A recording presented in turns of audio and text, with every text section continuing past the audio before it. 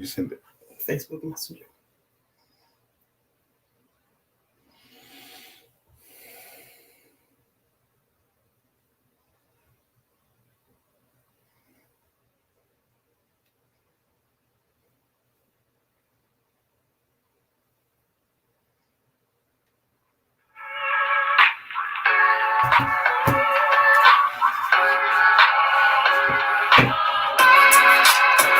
Hello.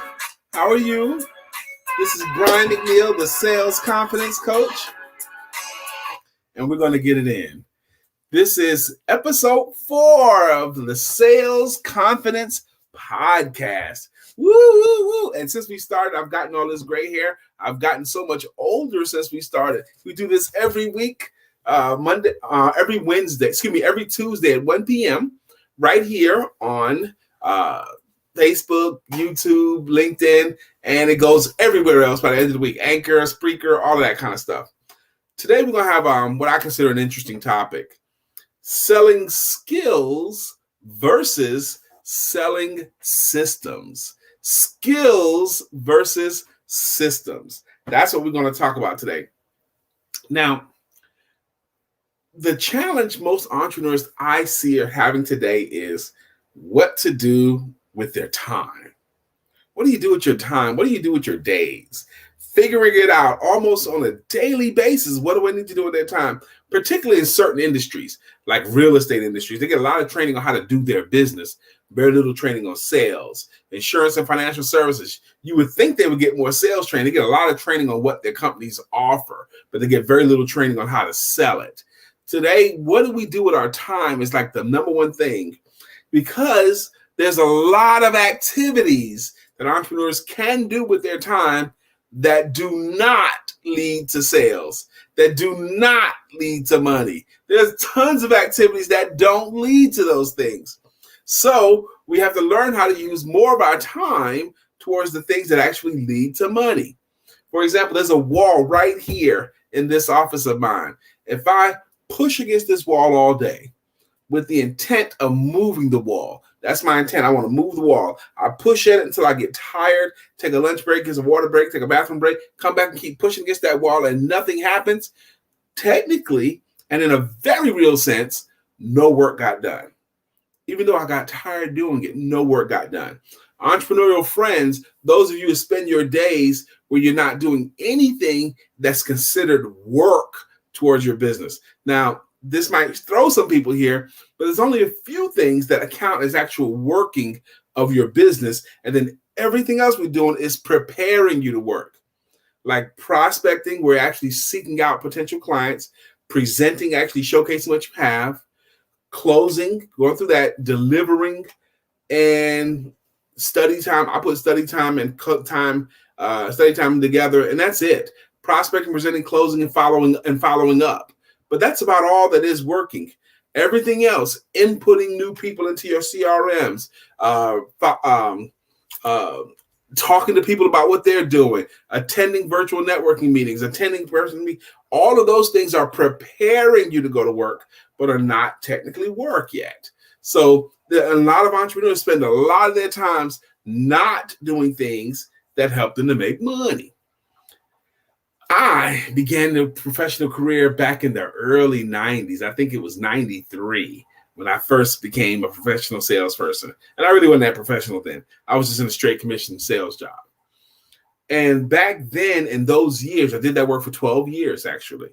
But back then, I thought the key to being a great salesperson was being a great sales closer. So I studied a lot about how to close sales, how to overcome objections, what to say to get them to say this. I devoted a lot of time and a lot of energy on how to close sales, because that's what I thought was the key skill back then. I learned so many different ways to close sales. I even knew more than 100 ways to ask for money and to close a sale off the top of my head. I wrote a report called the 22 Must Sales Closes. That's where I kind of got my legend. It had 4 sales closes you used before you told them your rates. There was 4 more you used when you tell them your rates. There was 4 more you could use, different ones you could use if there was a little bit of resistance from the client. And then 4 more you could use if there was a lot of resistance. And there was even 2 more you could use if you were trying to get kicked out or get a sale now. Try to get them so mad that they either bought or kicked you out. That was the way we sold back then. But no one would tolerate that today. You can't sell that way today. Sales closing skills today, I'm going to submit to you, matters a whole lot less than it ever has. The ability to close sales, the closing of the sale in the 2020s has to be a small part of the presentation. Small part. If you're spending a lot of time working to overcome objections, you're doing it incorrectly today. Today, what matters much more are systems. Selling your services systems. And when I say a system, I'm talking 2 kinds of systems primarily. One is the technical prospects. Like when you get a new contact, what do you put them into? What kind of CRM do you put them into? And what is your system from there? Do you have a sales funnel type system? Do you have an email or messaging system where once they're added, they get this welcoming email or welcoming video from you, and then 3 days later they get something else, and then a week later they get something else, and a week later they get something else, inviting them to something that they can take part in for free, like another video. Those are selling systems technically, but there's also the non-technical selling systems that are important. From the time you meet someone in person, how do you introduce yourself? How do you answer the question of what do you do? How do you follow up physically, not just systematically? Selling systems matter more. And today, back it used to be thought of, and some people still think it to be true, that the good talker, the guy or the gal with the gift of gab can make all the money. I'm here to tell you that the very introverted person can make as much, if not more, than the very extroverted person. Yes, they can. The person who's a nurturer today can out-earn the person who's a great closer. Can you believe that? The person that's going to keep on touching the clients in more than one way, via email, via text, via direct messaging, by a recorded message. A lot of people are really, really liking those too. And actually, I like them too, where I can actually press that microphone and say what I need to say and send it, and then they can listen to it at their convenience, which I think is a great way of getting your message out there to people. Today, as part of your selling systems, it must include combinations of things. It must include a messaging system, tracking system. You must be able to track the context, and you must have some sort of a text message or recorded message as part of your normal marketing. Today, because the world is really, really small now, very small.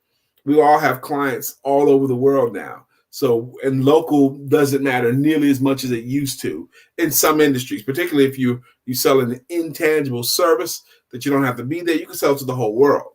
And because you can sell to the whole world, so can everyone else. We can all sell to the whole world. So your competition now is not just local. Your competition now is global. Now that's great, actually, because you're not really competing against other organizations and other people. You're actually competing with how well those other organizations sell and how well the other entrepreneurs sell.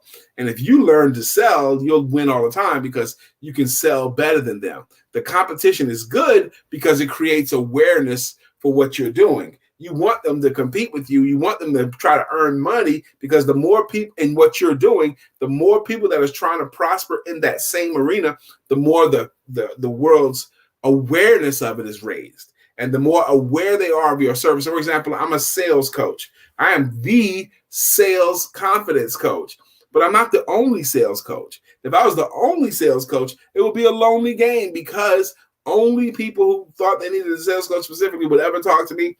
But if there's a lot of different sales coaches and a lot of different types of sales coaches, that creates awareness for the world that there is such a thing called a sales coach. And then more and more of the right people can find me. So you want some competition. Keep in mind, you're not competing with their building, their name, or their people. You compete with how well they sell. And those of you who sell the best will win. Selling systems versus selling skills. But I've got the gift of gab. Yes, he's got the gift of gab, but she has a system that nurtures the clients along the way. Your system must include ways for your potential client to actually get value from you that's at a low risk to them. Can they get some value from you that's a low risk to them? The low risk I'm talking about is either free or complimentary or low cost. Something that you have that they will find value in, even if and something that you're willing to share for free. Now, for example, in my business, and I want you to do this for your business as well, define what it is that you're willing to offer for free. How you doing, everyone who's chosen to join? I have some things I'm willing to offer for free, and I offer a Calendly link, where they can schedule. I'm willing to do a selling yourself and your services consultation. I'm willing to do that for free. Okay. You need something that you're willing to, and in my consultation, I will teach them some things that they can use right now, like how to answer the question of, what do you do for a living? I teach them how to answer those questions right away. How you doing, Doug? How you doing, Sister Agata? I hope I pronounced that correctly. Today's conversation is selling skills versus selling systems. And I submit to you that selling systems are way more important than selling skills. Way more important. A system. What do you do first, second, and third? Very often, the systems that work today are not sexy.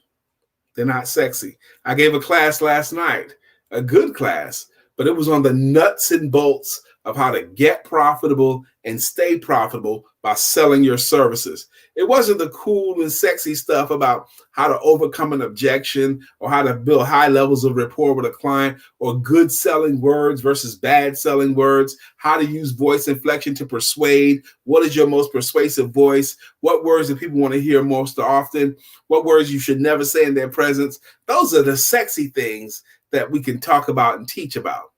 But the nuts and bolts of what do you do on a Monday? How do you define what is a winning day for you and your business? And I think that's a worthy use of your time, defining what it is, what activities need to happen that you would consider a winning day activity. Obvious things would be things like bringing in money.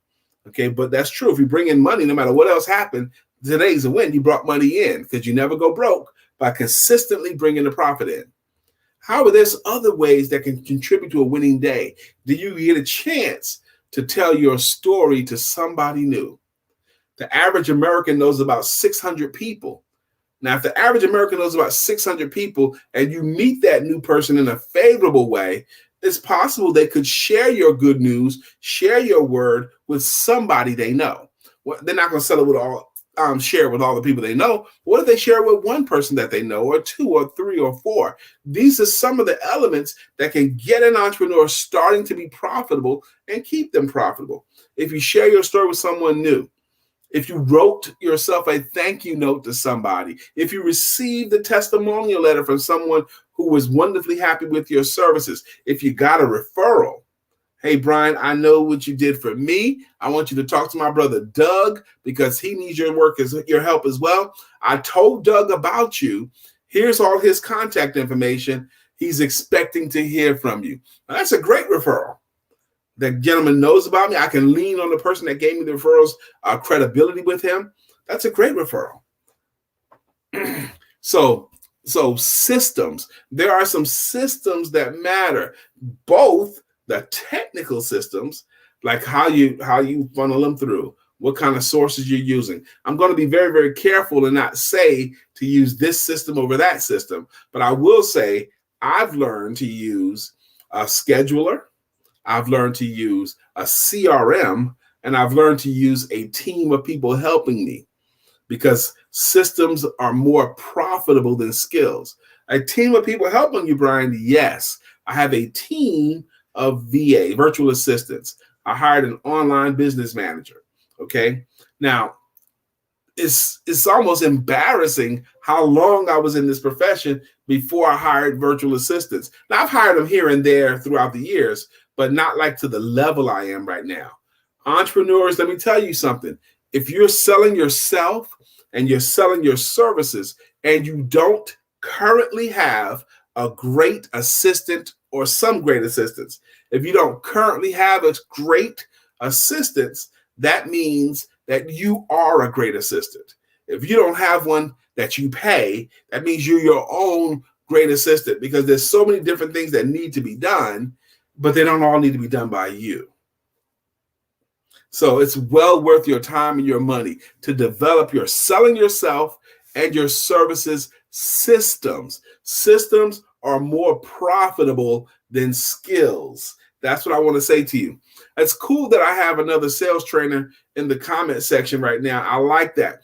Going forward, this podcast is going to have more guests. I'll have some guest speakers to play with me. But in the meantime, I'm just going to share this point with you. Typically, this podcast is going to be 15, 20, 30 minutes, somewhere in that range, depending on what we want to talk about. But today, I'm going to leave you with this thought. You're selling skills of speak. There's a few skills that matter. The ability to speak, the ability to present, the ability to close sales and with confidence, and the ability to listen well too. Very often entrepreneurs are not good at listening, okay?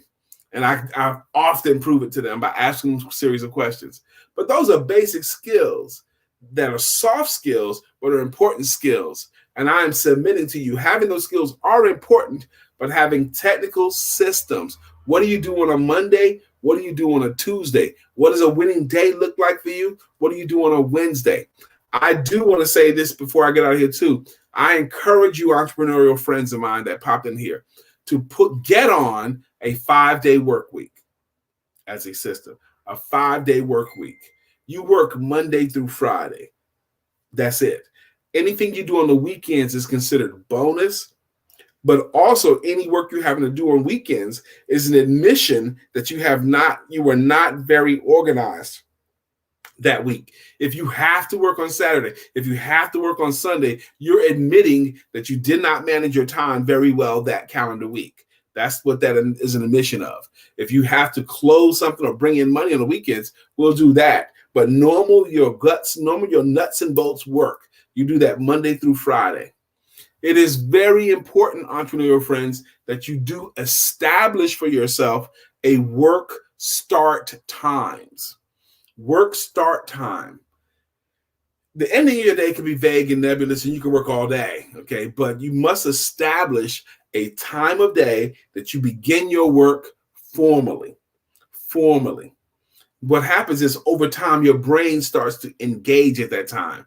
I start my work day at 9 a.m. with the show that I do with my wife, a podcast. It starts at 9 a.m. Monday through Friday. That is the technical beginning of my workday. Now, I'll do some things before that, but that's bonus. Okay, I don't have to do anything before that, but I do have to go to work at that time. That's the official time I begin my workday. The cool thing about having an established work time is your subconscious doesn't care what time you pick, as long as you pick a time. It could be 9 a.m., it could be 10 a.m., it could be 11, 12, 1, 2, 3, or 4. It doesn't matter what time you pick, but the important thing is that you do pick a time and stick to that time as your starting time. Brother Aaron says, that's a good way of looking at it. I use Sunday to assess my productivity through the past week and figure out where I can improve for next week. That's right. Here's a secret of selling too. Sunday evening from 4 p.m. till 7 p.m., all of America is at home. I've learned that years ago. From 4 to 7 p.m. on Sunday, everybody's home. But thank you for the contribution. Thank you again, Doug and Agata. I shot a video and I posted it Sunday evening. That's the other way too. My video was 5 things you can do on a Sunday evening to have a great week of selling your services. that week. Just 5 things you could do. And if you want access to that video, I'll just get it to you. Just let me know you want it. But that's what I do on Sunday. Here's one more thing you must do as part of selling yourself in a system. And you really cannot get around this either. You're going to have to be willing to record yourself and share you talking. People have got to be able to taste test you. You got to be willing to record these 2-minute, these 3-minute, these 4, these 5, these 6-minute videos of you sharing your work, demonstrating your good stuff. You're going to have to be willing to get on camera so people can get a chance to hear you, to see you, to see if they can connect with you. It is getting harder than it has ever been to earn a new person's business when they haven't, so to speak, tried you out. How you doing, Brother Adil? He said, I watched that video on Sunday. Was it good? Was it helpful? What do you say, Adil? Because you know, Adil actually interviews a lot of thought leaders. He interviews a lot of amazing contributors to the world, people that have intellectual property. That seems to be his lane. He's interviewing and he's talking to and he's posting all of this great content of these great minds that he's running into. Your system. If you don't have a system in place already, develop one. I am going to encourage you not to develop your system by yourself. You don't have to do it with me, although you could. I am encouraging you to develop your selling yourself and your services with at least one other mind, because your mind does not have enough experience by itself. You need to involve at least one other mind in developing your system. Someone that you can bounce thoughts off and hear how it sounds coming out of another person's mouth. It is very, very difficult for people to be completely accountable to themselves. So if you have at least one person that you can bounce ideas off, you're ahead of the game. If you don't have that person, it's a worthy endeavor for you to look for somebody that you can share ideas with. Adil says, it was amazing, and I realized that I need to work at one-on-one or two, like having rest, etc. Like work on 1 or 2. Okay. I realized that I need to work on 1 or 2. 1 or 2 of the 5 things. Excuse me, Adil, I didn't read it well. 1 or 2 of the 5 suggestions that I gave on how to have a great week if you'll do this thing on a Sunday night. So we've been going for 21 minutes now. I just wanted to drop that little thought in your head. These podcasts are going to go every Tuesday. They're not going to be long. The max it'll be is 30 minutes. But I want to submit to you, developing your selling yourself and your services system is more important than your selling skills, especially the soft skills. You don't even have to be able to talk if you have a good system and still work. My name is Brian K. McNeill. I am the sales confidence coach. I just got some music, and we're going to call this session 4. I look forward to seeing you next Tuesday for session number 5.